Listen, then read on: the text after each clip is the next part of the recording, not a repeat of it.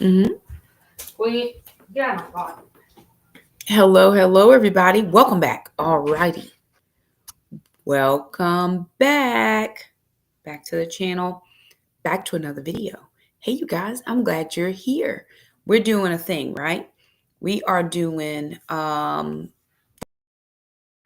God is the Matchmaker, right? We're back to our we're talking about supernatural coming together of people. And I think what's important, y'all do forgive me for being slightly tardy for the party.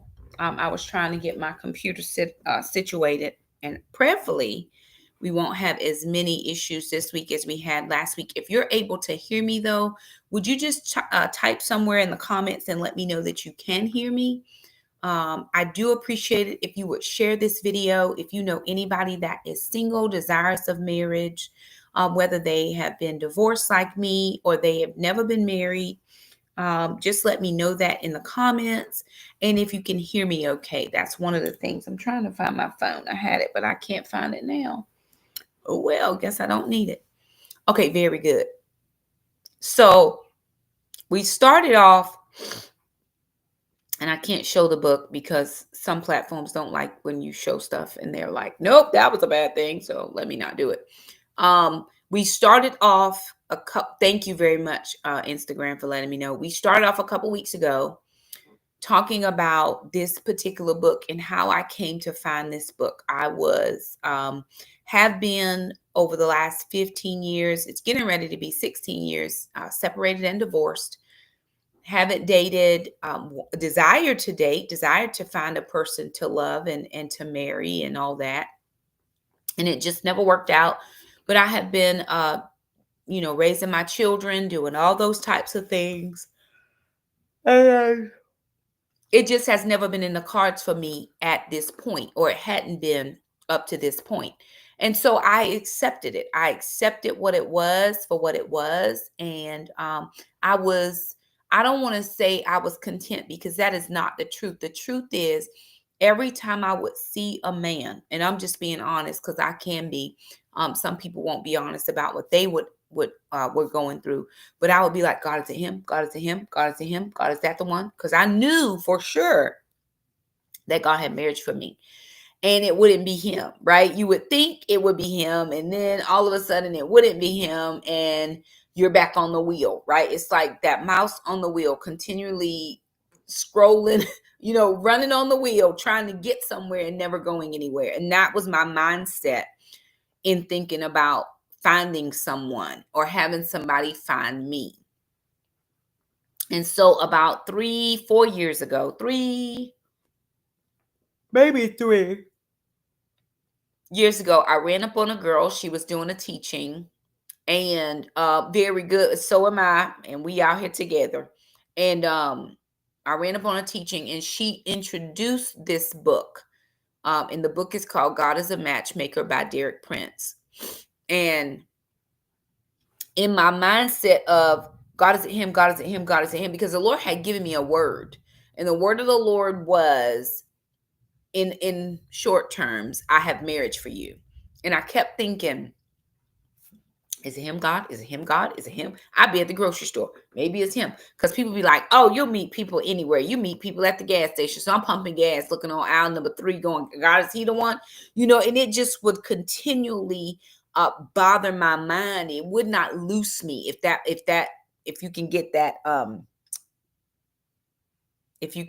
picture in your mind. It just would not loose me. It just kept holding my mind hostage because I couldn't let it go. So anyway, long story short, I ran up on this girl doing a teaching, and she shared this book. One of these books, this book was one of the ones that she recommended that we read, and I read it. And immediately when I read the book, it absolutely 100% put my mind at peace about marriage. It just did. Now, Shakema, how can your mind be at peace about marriage? Well, 2 things. I trust the Lord and the word that he gave me, so I have no questions about that. The second thing is, God has never lied to me once. I know people that have lied and people that continually lie, and some people I know still lie. So I know those people, but God is not the same. So I don't judge him based on how other people have treated me, respond to me, or anything of that nature. I just don't. So when I jumped in and I kept thinking, okay, God, what do you want me to do for 2025? And this was one of the books. The first thing that I do every beginning of the year, it starts in January, about the first week. It's called the 40 Days of Love. Now, I did not do that on TikTok. I didn't do it. And I don't know why I didn't do it. I should have done it. I go live every single night for 40 days and we talk about love. We talk about how to renew your marriage. We talk about how to be the best you for your spouse. We talk about are you suited to marriage, how you are in your marriage. We take a marriage evaluation and we just go through all of those things. And then the Lord said, the second thing I was supposed to do is God is a matchmaker, because I spent a lot of time with the married people, helping them to see or to ask the questions. Is this, am I doing for my spouse what they need? Remember what my ex-husband told me, you're not the right type of wife I need. And clearly that man knew what type of wife he needed. Now, I was fine for 18 years, but after those 18 years, when I started to have my own thoughts about things, I wasn't the right type after that. And I get it. It's perfectly fine. He needed a wife that he could tell what to do. And, hey, listen, it is what it is. So again, like the video, share, comment, subscribe, keep the chat going, be kind, be friendly, okay? Because we don't have to put anybody out. We really don't. And this is a good topic, y'all. It's something that needs to be talked about and needs to be discussed. So then we started the book study. The first week we talked about, let me see. The first week was The Voice of the Bride and the Bridegroom, where we talked about the fact that God created marriage. Marriage was an institution created by God between Adam and Eve, one man, one woman. You discuss or you debate whatever you want about what it is and what it ain't. I'm not here for that. What I'm telling you is what I believe. I think that's what the Lord wanted me to start with. Here's the question, because if you don't agree to what I'm about to say, you can just log off and just move on with life and it'll be perfectly fine. We will not have no hard feelings. I either trust the Lord or I don't. Those are the only two options that I have. I either trust that he's God and he's going to fulfill every promise that he made to me, or I don't trust him at all and I don't know why I'm following him. I'm just doing it so I could fit into the crowd, have somewhere to go on Sundays or whatever the case is. So those are your options. For me, for Shakema, Joshua 24:15, as for me and my house, we will serve the Lord. That's the end of life. That is it. There are no second plans, no plan B, we will serve the Lord here. And so I have prided myself, is the wrong word. I've shaped and formed my life around the Lord and what he would say to me. And I spend time with God and he tells me. So in that first chapter where he talks about the voice of the bride and the bridegroom, and he's just talking about marriage. And it's a good thing. I know that there's a lot happening in 2025, 2024, 23, post all the things that happened in 2020 where people are not getting married. They just don't want to be married. They're like, hey, what's the need to get married when we doing all the things we could be doing right now and not have any commitment? I get it and I understand. But have you ever been to the hospital with your significant other and been able to make a decision and not be their spouse? You have never. Have you ever been to somebody's funeral and in the obituary, it talks about their special friend? My mother was a special friend when the man she had been with for years and years, God knows 10, 20, I don't know how many years her and Chuck was together, but she was still his special friend at the bottom of the obituary because they didn't really want to leave her out because she was sitting in the room.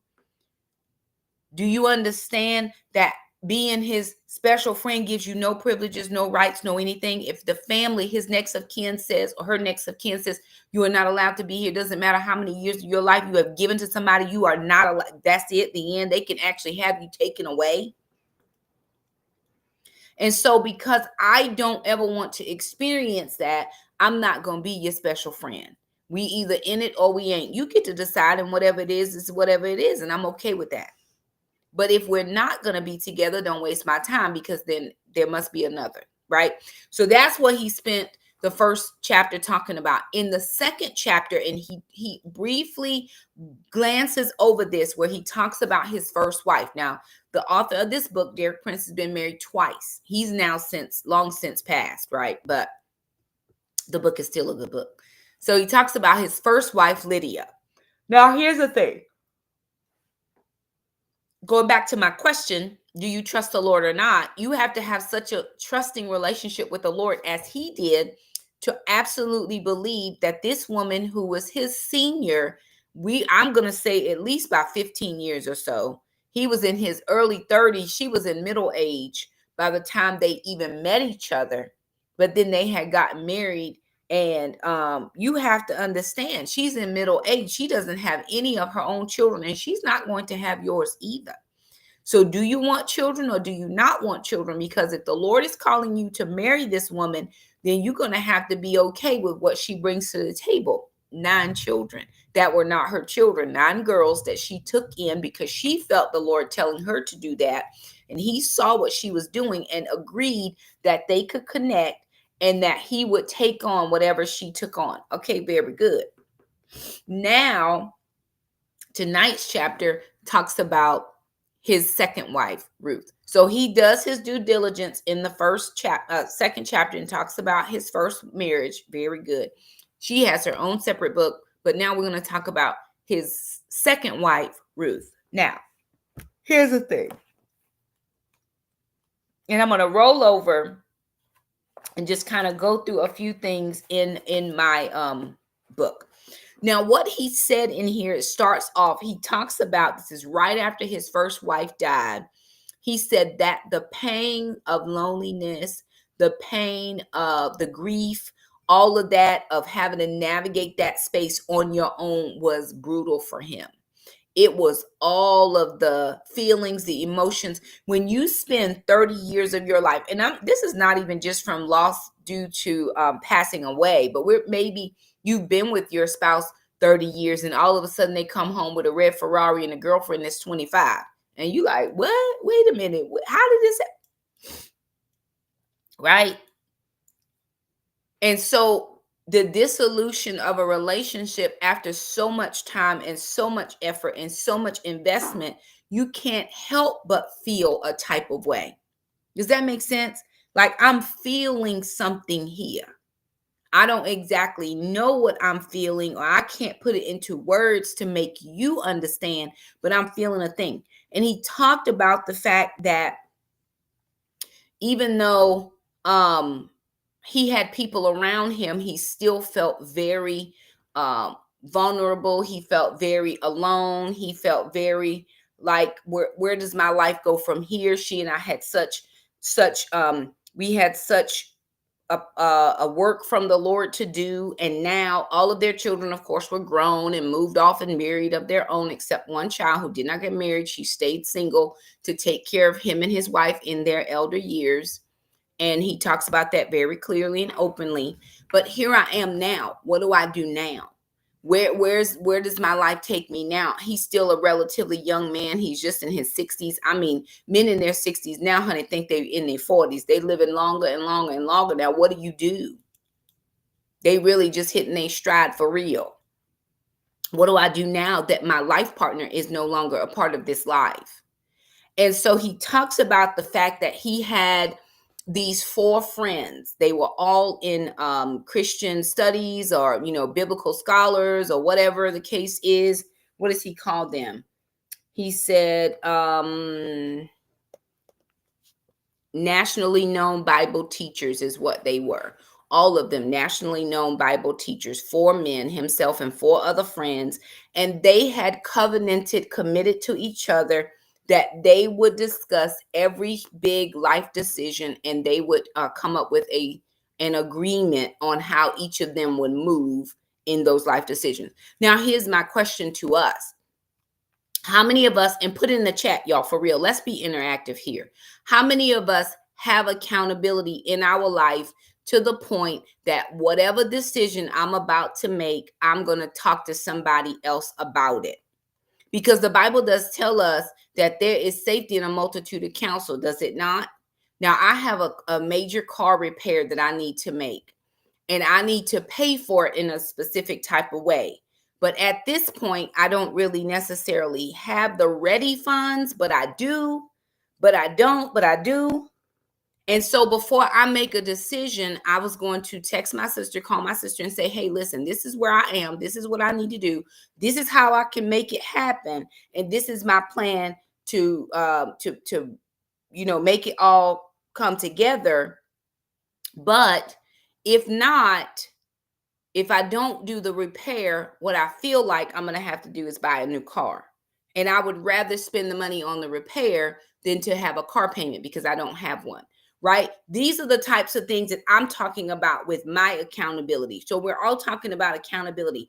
Who has accountability to the point that you're going to discuss every single life decision with that person?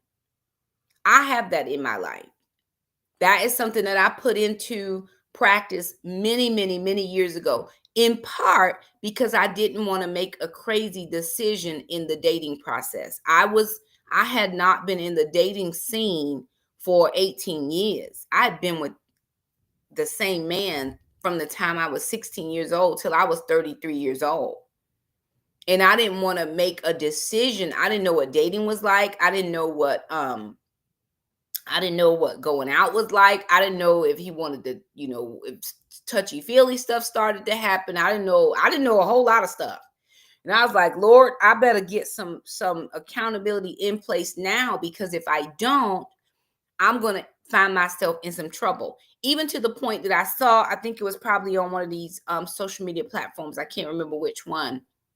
But there was a guy, he had a friend, and they were in such good friendship, and he knew this guy was trying to walk the straight and narrow with the ladies. He was like, okay, buddy, here's what I'm going to do for you. If you need me because you find yourself in a temptation situation, call me and I'm coming over. Well, this guy found himself in a situation, and he called his friend and he trying to get him on the phone. He can't get the friend on the phone. Now he know the friend is at home. He's like, wait a minute now. Oh, dude ain't answering the phone. Something is up. He goes to dude's house. Hey, now, good to see you. And he's knocking on the door. He can't get him to come to the door. He's like, oh, let me go around to the bedroom side. So he goes around and he's still trying to get, he said, you know what? I'm not leaving this house till you open this door. So you may as well open the door. Well, long story short, he done messed up the groove. So he opens up the door. But you need friends like that in your life that are able to hold you accountable to what you ask them for. Now, I'm not saying everybody's asking for that level of accountability, but do you have anybody in your life that you can, if you need them to, call you on some things? And he talks about having that level of accountability with these 4 gentlemen.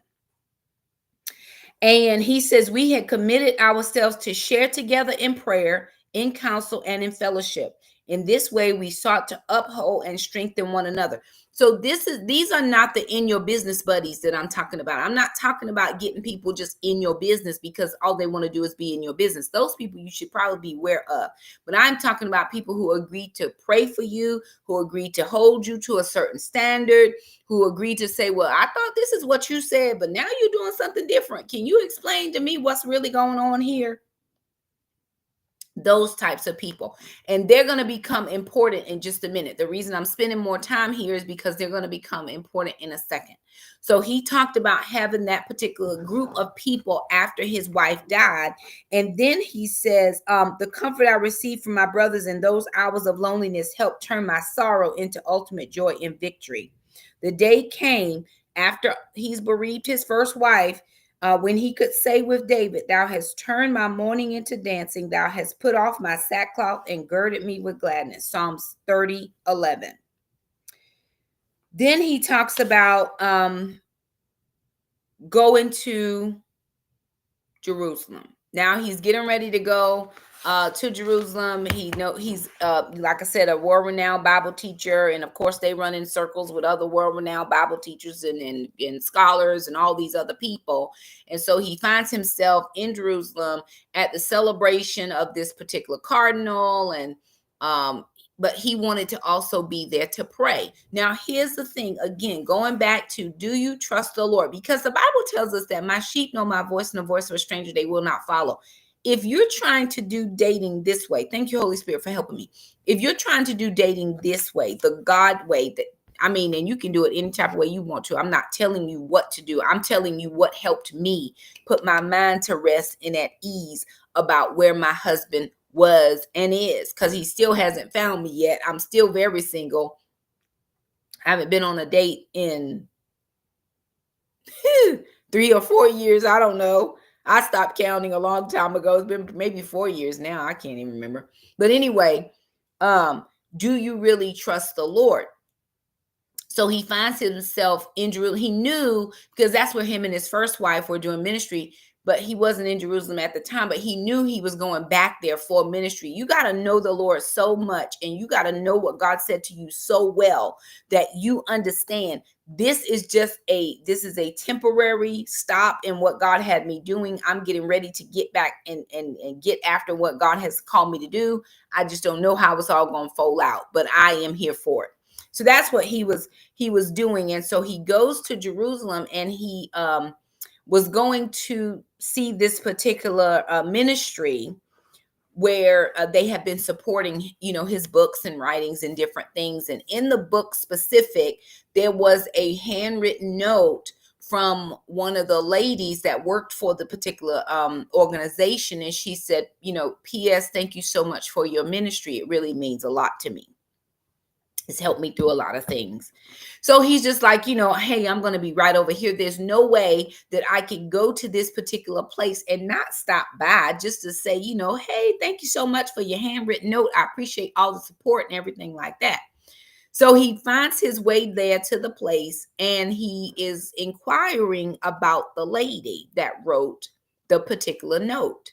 And the secretary says to him, yes, her name is Ruth, but she is not here. She is actually at home. She's on sick leave because she has a back issue.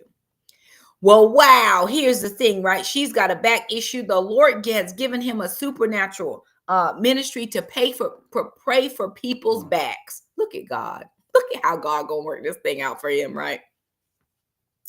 So he's like, well, do you think she would appreciate me coming over there and just, praying for her? I have this particular gifting from the Lord. Would she appreciate that? And everybody's like, oh, yes, she would love it. Yes, please, just go right on over. Give him the address. He goes over. He's trying to find his way. He's unfamiliar with this place. He's been to Jerusalem before, but he's unfamiliar with this particular place. And so after 45 minutes of looking, they can't find anything because he has somebody driving him around. They can't find anything.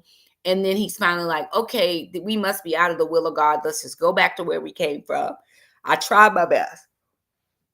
Well, they turn the car around, and lo and behold, wouldn't you know it, there is the address. Oh, look at God. Here's what I have to say to all of us, myself included, because I'm not excluded from this conversation, even though I am settled in my mind about the Lord.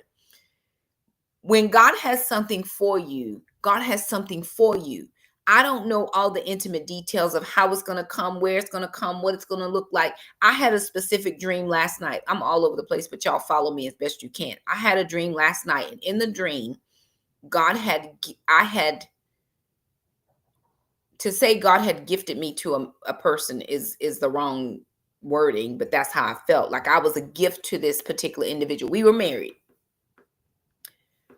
But when I looked at this guy, it was not what I had pictured. I just didn't come up with this in my brain. He was not Morris Chestnut fine. I mean, he wasn't even cute in any type of way fine.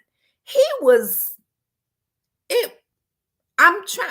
There are no words, if you understand. There are just no words to explain what this man looked like. And I could clearly decipher his features. I could see his face. I know exactly what it was.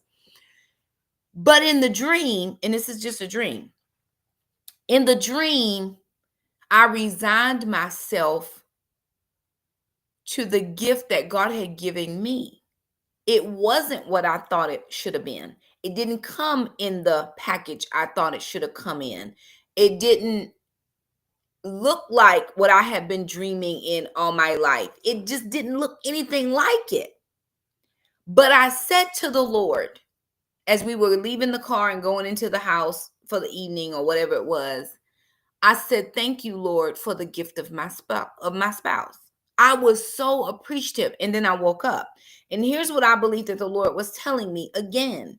Shakema, what you're praying for, it may not come in the package. It may not look, it may be totally something. You would have never chosen this, but it is the gift that I have for you. And so here again, in this particular chapter where he's talking about Ruth, we get to see that as he went over to pray for her, as he's praying for this woman that he's never met once ever, is seeing her for the first time ever in his life, except that one little blurb on a correspondence.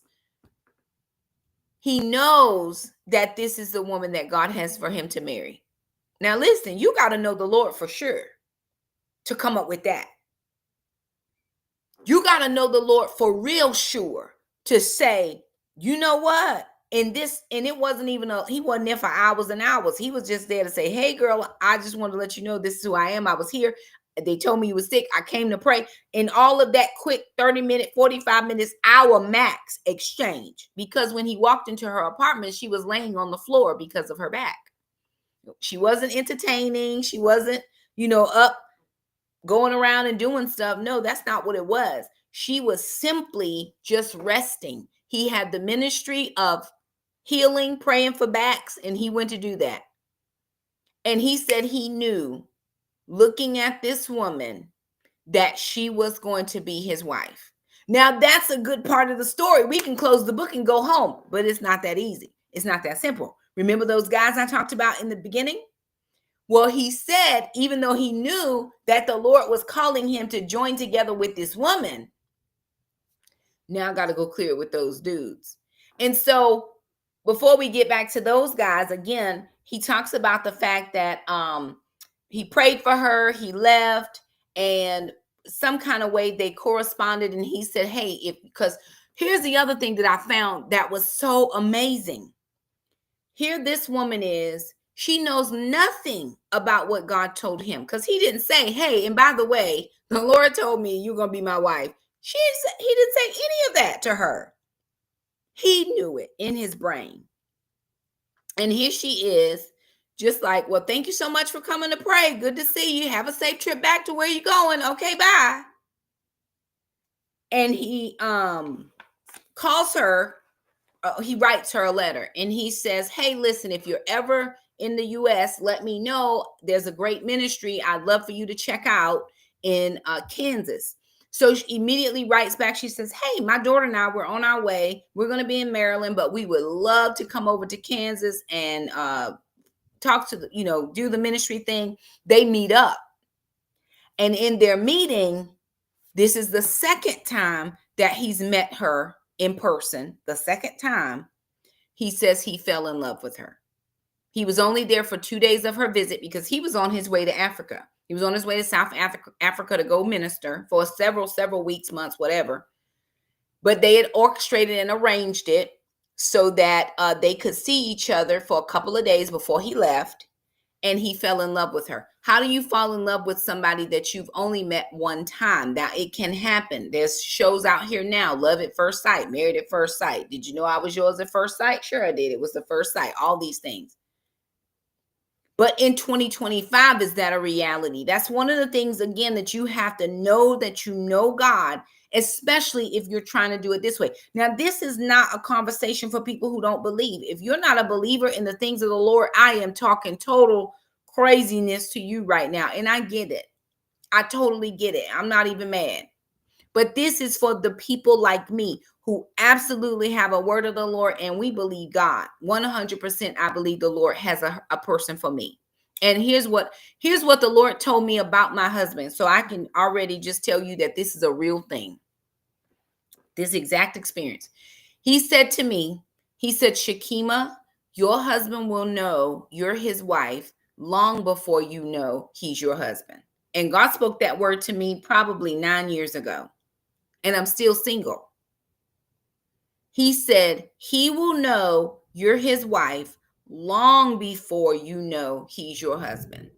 I've been waiting for a husband, Lord. What you mean he gonna know before I know? Surely I'm gonna know. Oh no, he gonna know first. And you have to trust God so much that he cares about you and everything you care about, that he's gonna take care and work out the details, that you can leave it alone. After I had the dream last night, looking at the man that I know is not the man that I know, there ain't no way in this entire world that that could be the man. But I looked up to heaven in the dream and I said, Lord, thank you for my husband. Thank you. And we went in the house. That was it. Because I don't have to accept what God sends, but God may not send what I'm expecting either. And I've been praying for God to answer the prayer. So anywho, he's in Africa. He's only met this lady twice. He's in Africa. He's got to leave. He's got some extra money. He can't take the money out of the country. Trying to exchange it back is too much of a process. He went and bought a diamond ring. When somebody is serious about you and they know that God has given them a word for themselves, they're not playing about you. And I've heard men say this. I'm not a man. I try not to stay in men business because it's not for me. But I've heard men say when they knew who their wife was, they knew. You could date somebody for years and years and years and then meet somebody and be married in 3 months. And you like, how did that happen? Because I knew you wasn't it, but I knew she was. I guess that's an intuition type situation. Most of us know as well. I know who is and who ain't. Trust me. But I'm going to trust the Lord in this process. What I had to do was release my control over when, how, who, what, where. Is it him? Is it him? Is it him? I was driving myself bananas trying to figure out all the details. This man has no details except for the fact that this is the woman. That's the only detail he got. And he went and bought the best diamond he could find. And not only did he buy a diamond, but he had a few more coins. So he spent the rest of his money and bought her a nice little brooch or something. He was like, let me take her an extra gift. Can't give it a diamond just yet, but I can give her a gift to let her know I've been thinking about her. Well, they meet again. They meet again in Jerusalem around the Jewish holy holiday, Yom Kippur. And they spend all the week fasting and praying, and he knows for sure that she's the one. So he asked her, he said, listen, I want you to come and meet me for breakfast. And she goes to meet him for breakfast, and he says, I believe, this is now when he's getting ready to tell her, says, I believe that the Lord has called me and you to get married so that we can do something great for the Lord. Now, he had a dream about her as well. He had a dream. You'll have to read the book. You have to read the book. I'm just giving you very brief. And I believe that the Lord is calling you to marry me.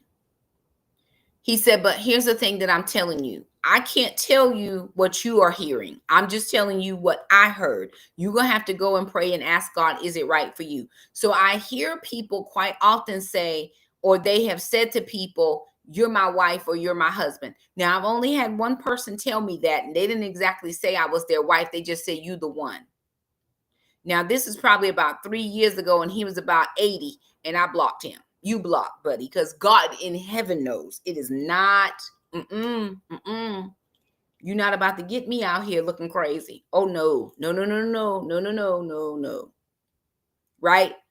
And she says to him, I already knew what you were going to say, and I knew that if you asked me to marry you, I would marry you.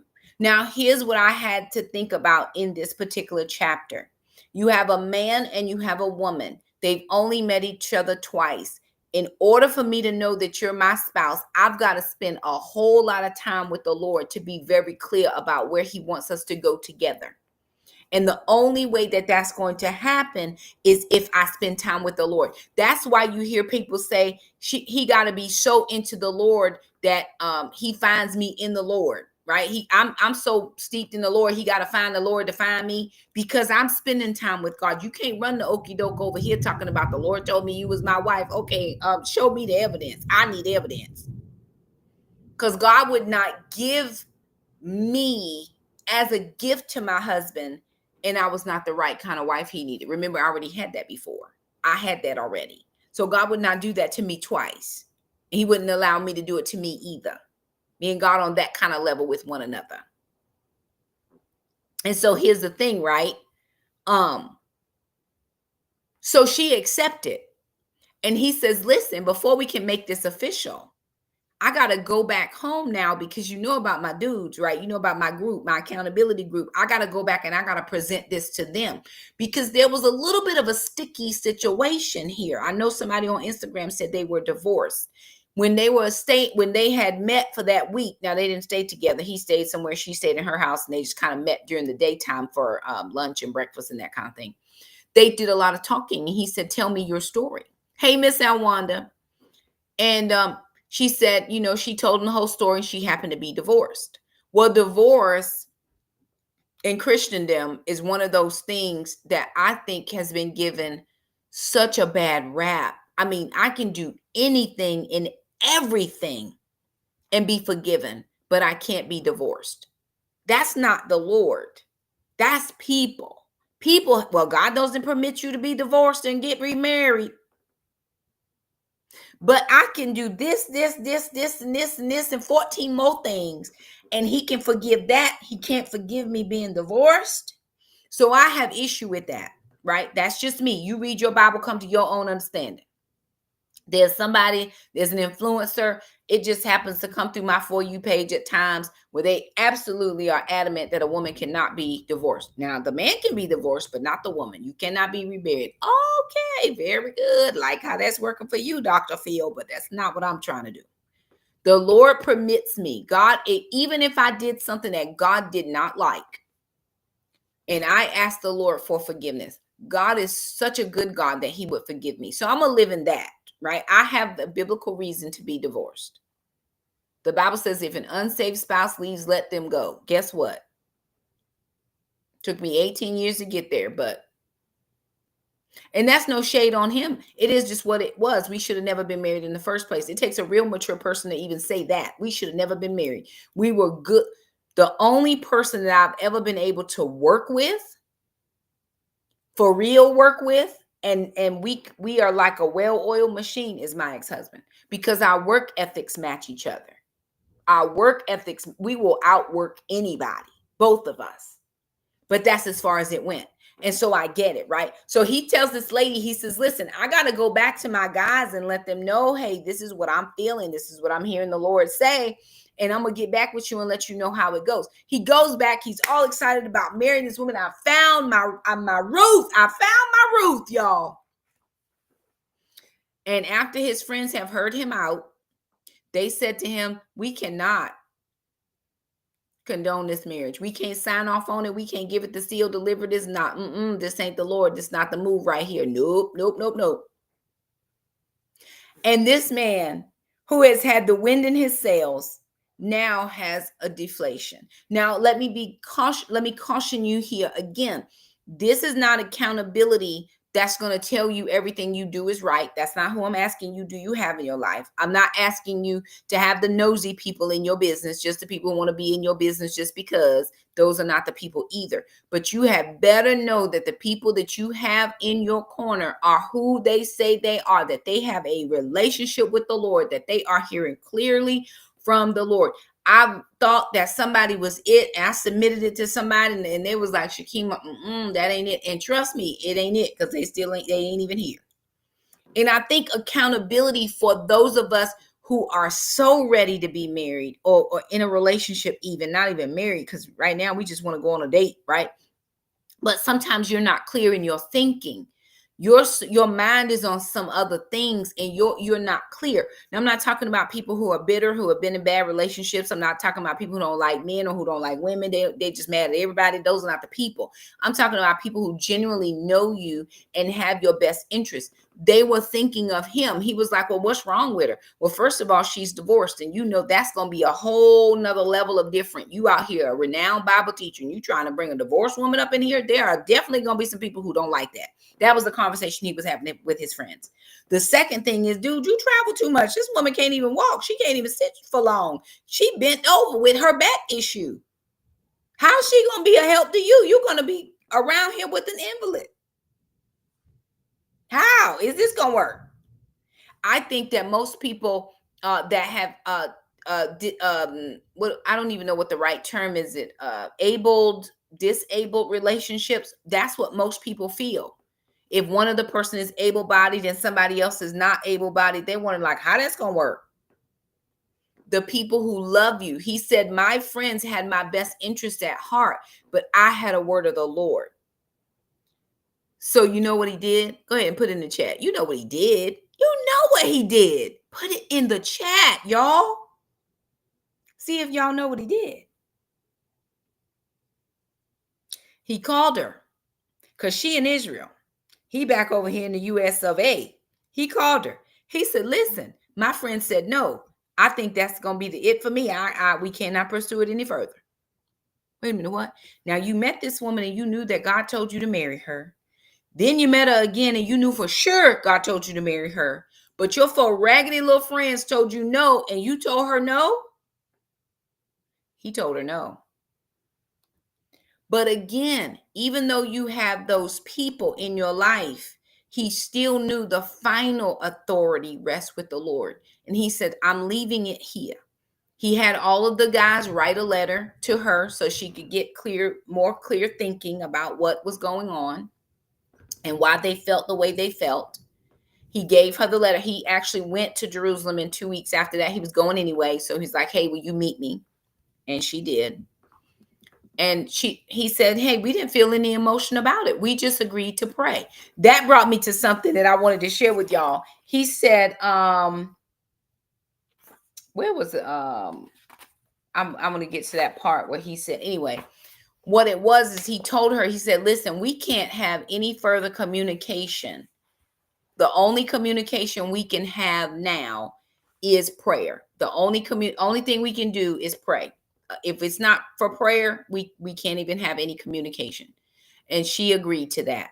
I'm gonna pray for you. You're gonna pray for me. And if we need to pray together, we'll do that. But otherwise, honey, we're not, nothing. And they went their own separate ways. He was going to Australia at the time. And when he got to Australia, the Lord gave him a word. He said, things die in the winter, but they're in the fall, but they're always reborn in the spring. And he knew that meant it was going to work its way out. I know that this is the person that God has gifted me. And so I'm going to trust the Lord. He spent a lot of time in prayer when he was away from her. And it brought back to my mind one of the last guys that I actually just talked to. It wasn't even a thing. We were just kind of talking. But he was frustrating me. Because I'm grown, like for real grown. And if you say you're going to call me, I expect that to happen. I just expect it. I don't know. These teenager games that people are playing is not what I do. Look, I don't do it. So if you tell me you're going to call, I expect you to call. If I say I'm going to call, I expect a call from me. If my phone rings and it's you, I'm going to answer my phone because I might not even have my phone on me. I wear my Bluetooth quite a lot. I don't even know who's calling. I just answer the phone. Oh, girl, you're not supposed to answer the first 3 times he calls. You're supposed to, who is playing these games? Like, I don't have any time for this.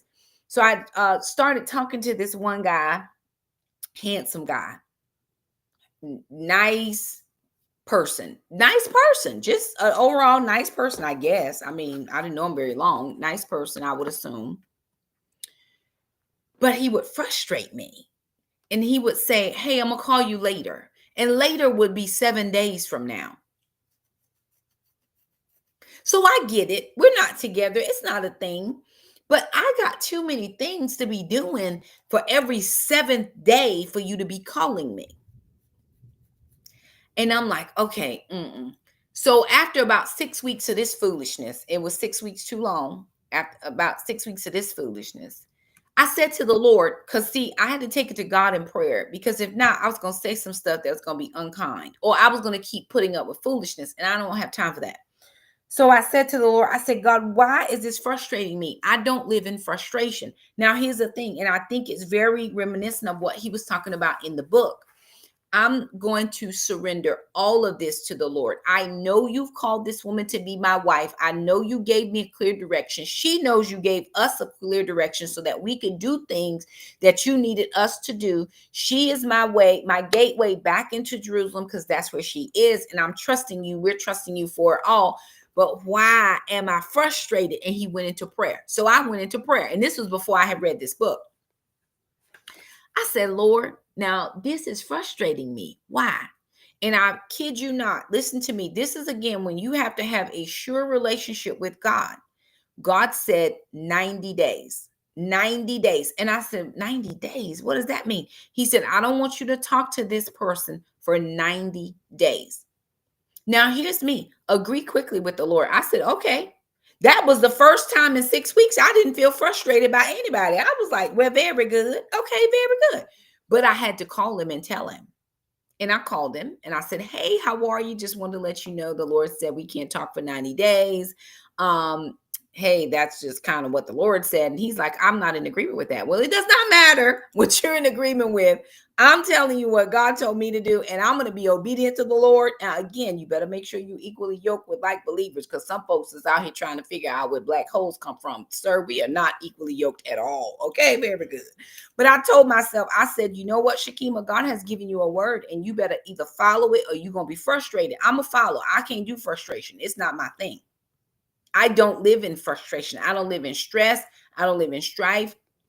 I don't live in drama. I don't have none of that. God did not give that to me. And if you're gifting it to me, I'm re-gifting it back. I don't want it. And he knew, as I knew in that same moment, that the Lord was going to make it clear what I was supposed to do.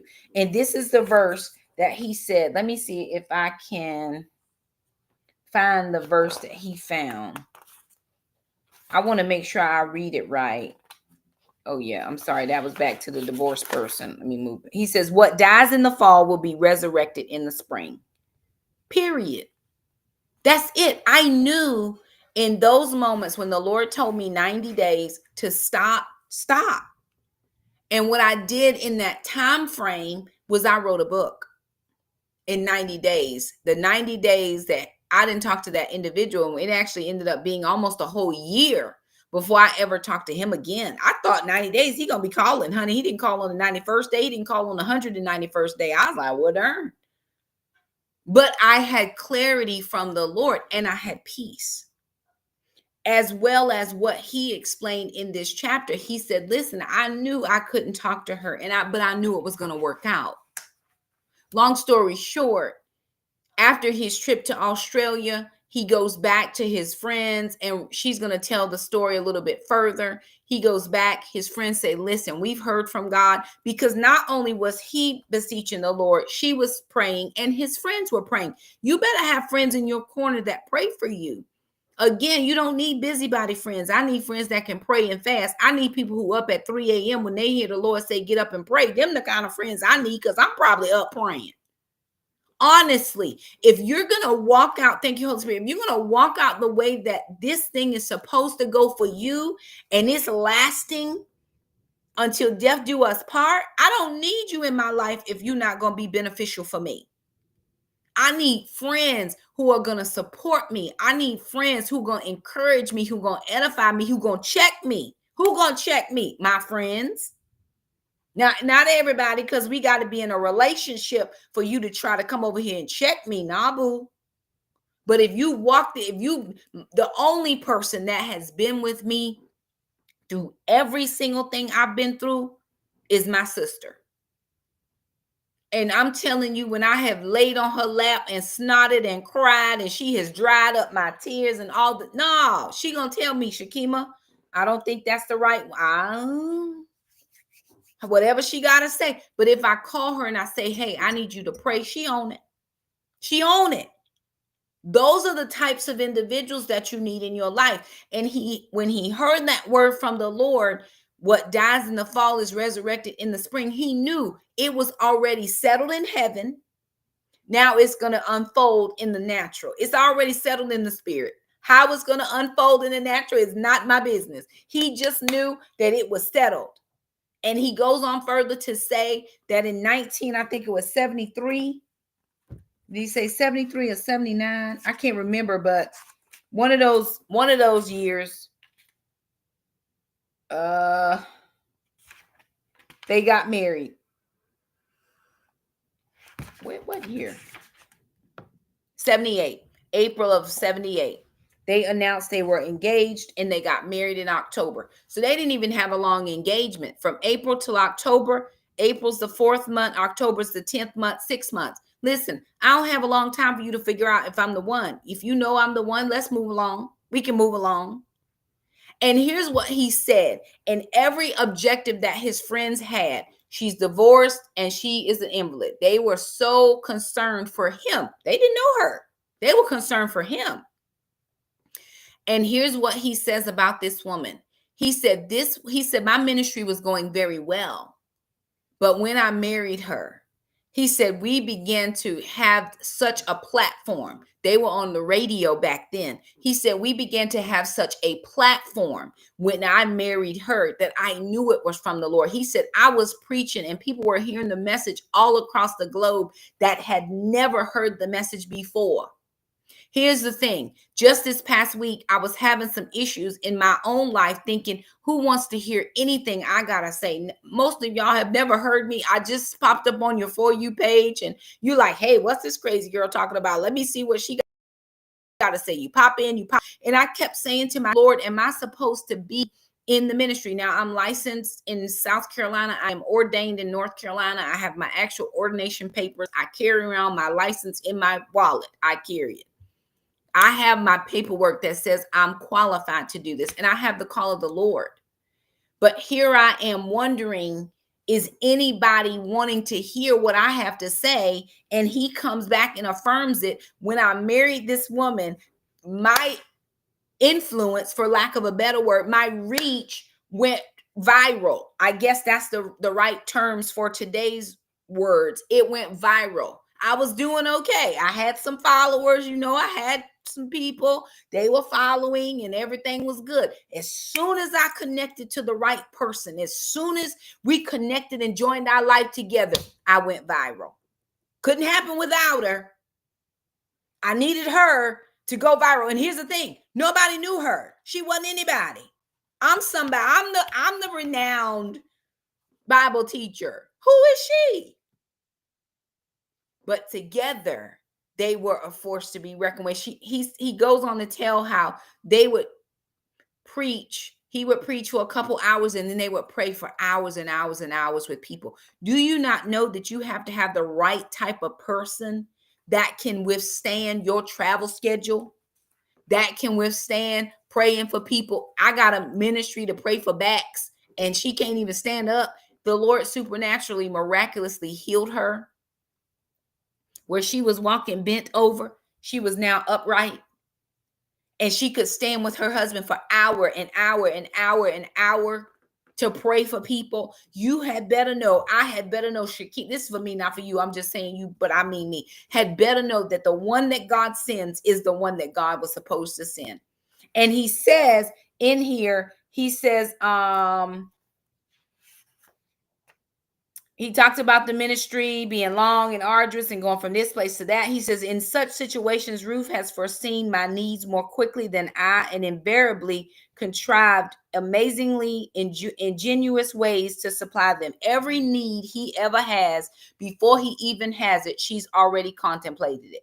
And she has made sure that her man is taken care of. My man, my man, my man. Okay? She is here for him. He says in other areas too, such as management, creative writing, God has equipped Ruth with skills that meet needs I did not even know would arise. Again and again, I marvel at how her abilities complement mine, just as a glove fits a hand. Once again, as in my first marriage, God had provided me with a helper suitable for me. I am determined 100% not to ever get myself in a situation where I'm with somebody that says to me, you're not the right type of wife I need, because I know that the giftings that I have are for someone. They're not for everyone, but they are for someone. So here's what I'm saying. I want this example. I want, when I get with my husband, I want him to say, oh my God, I didn't even know I needed that. And you did what I needed done, because that's what God put in me. God put the abilities in me that are going to complement my husband. We're never going to compete with each other. I had somebody tell me one time, I don't think you want to be married to a pastor. I said, well, why is that? He said, because y'all would compete against each other. Well, the Lord gave me a very clear word. He said, Shakema, you are not the set man. You are the set man's helper. Boom, there it is. He can be whoever God wants him to be. He can be a pastor if that's what God has, because God already told me I am not the number one. I'm the number two. Not to be confused with inferior. I am just helping the number one. That's a word that God gave me. And I'm going to hold that thing so deep to my heart, so close to my heart, because I know the Lord. And when I begin to read somebody else's story and you're able to hear how they went through issues, we would think because he's a world-renowned teacher that he wouldn't have had any problems finding somebody. Well, his friend said no. And he did say in the book, well, I'm not married to none of them. I can get out of this group if I want to, but I made a commitment to them, just like they made a commitment to me. So what that told me is he didn't even take friendships for granted. Here I am just taking friendships for granted whenever, I'll be your friend as it is convenient for me. No, this is not convenient for any of us, because I feel the Lord telling me something and I'm going to need you to pray just like I'm praying. I'm going to need you to turn your plate down. But it's Sunday dinner. What you mean I got to give up my fried chicken and my collard greens? I need you to turn your plate down. I need you to be praying. I need to clearly hear from the Lord, because I know what he told me. These are the types of people. These are the situations. He's just like the rest of us, going through situations. But once the Lord gives you a peace that passes all understanding, all you can do is say, thank you, Lord, and move on. What dies in fall resurrects in the spring. I thought for sure I was going to see that guy again, that we were going to be together. Oh, I'm cute. He cute. It should all work out. I didn't have anything that he needed, and he definitely didn't have anything that I needed. Nothing. And we're still good people. We just weren't the right people for each other. Well, ain't you mad? Don't you feel some type of way? I don't feel any type of way. I am thankful that the Lord stopped what would have been a bad decision. That would have been a train that would have jumped the tracks, and it would have been a hot, boiling ghetto express mess. No, ma'am. Well, you're still single. I am. And I'm happy about it. I have learned to be content in the space that I am in, whether I have it or don't. Thank you, Paul. I feel great. But I'm growing every day. I'm getting better every day. I'm self-reflecting every day. I'm working on me every day. I'm working on my skill set every day. Why? So that when my husband comes, he will find me ready and able and willing to go where he want to go. Many people say, Shakema, are you going to move when you get married? I'll move tomorrow if the Lord told me. You don't think for 1 minute that I am stuck, attached to nothing in this house. God said, when your husband comes for you, give everything away. He said, don't take nothing with you. Your clothes and the dog. That's it. He said, where I am, see, you got to hear the Lord. Where I am sending you, I've already made provision for you. That's the Lord. Shakema didn't come up with that. I have already packed up all this stuff I've packed too many times to not know how to pack. God said, don't take nothing, your clothes and the dog. And he said, if he don't want you to take your clothes, leave them too, because where I'm taking you, I've already made provision for you. Thank you, Holy Spirit. That's for me. That may not be for anybody else, but he got the woman. They got each other.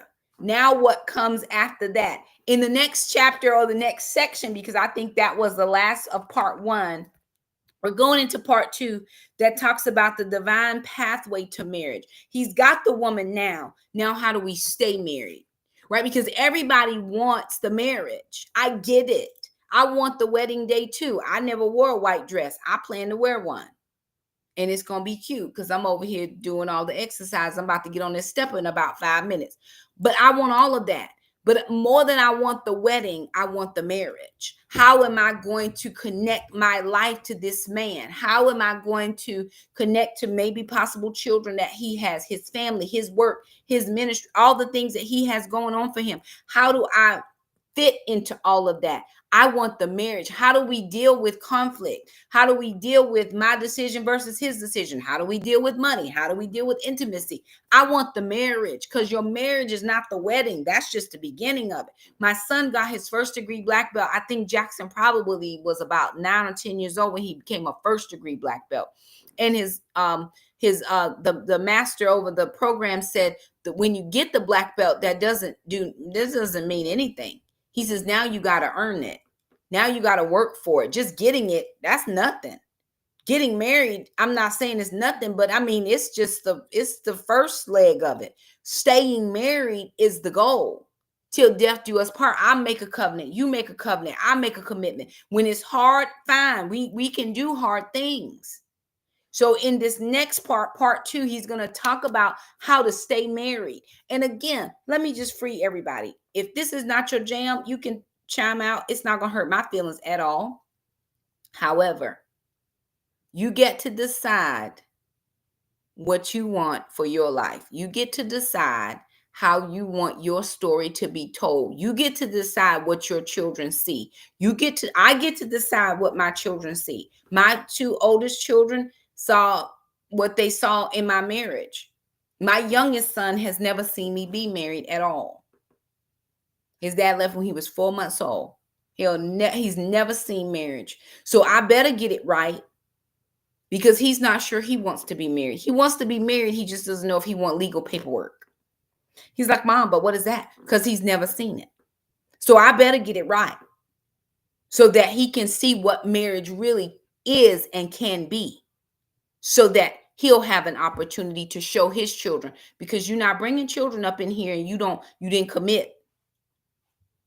I'm not taking my whatever she is, baby mama, mother of my grandchildren, to the courthouse to take you down for child support. No, we're making a commitment here.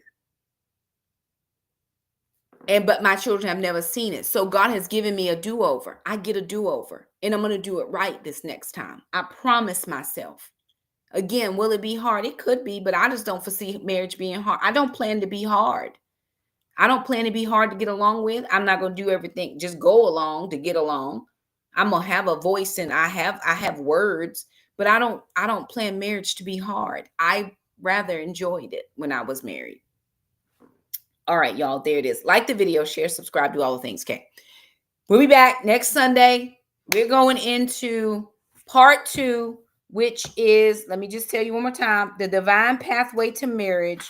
And we're going to talk about the getaway. In part 4 of chapter 4, he talks about the getaway. I do hope to see you. Please share this with somebody that you know is desirous of marriage. Let's get it right this time. There's too many single women and too many single men, too many good women and too many good men out here single. And I have a question, like, why are we all single? What are we waiting for? But I firmly believe that the Lord is already speaking to my husband about me. I thank you, Lord, that he would dream of me all the time. Can he just dream Shakema? Please just let him dream me right here, right here, right here. And I know that it's him. All right, you guys, I got to go. I got to get on the stepper. I got to get my 45 minutes in, because 30 minutes of movement in March is a thing. I am doing all the things. Join me for that if you haven't. Join me for 30 minutes of movement in March. And in April, we're doing something totally different. I don't know what we're doing yet, but we are getting our bodies in order, because when he comes, we want to be well able for all of the things that come after the wedding, the honeymoon. I love you guys. Thank you so much for joining me. I'm going to see you next time. Bye, y'all. I know that's, oh, child, listen, too many married single women. You're right about that. So we're going to have to figure it out in Jesus' name. I love you guys. See y'all later. Bye now.